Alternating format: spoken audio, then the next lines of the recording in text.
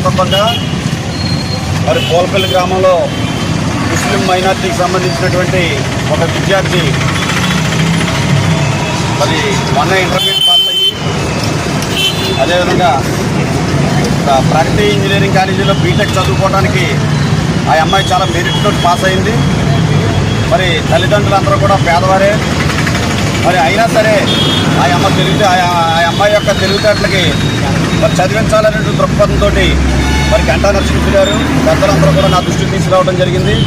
మరి ఆ అమ్మాయి చదువుకోవడానికి మరి 10,000 రూపాయలు ఆర్థిక సహాయం చేయడం జరిగింది. గాంధీ జయంతి సందర్భంగా మరి 10,000 రూపాయలు ఆర్థిక సహాయం చేయడం జరిగింది.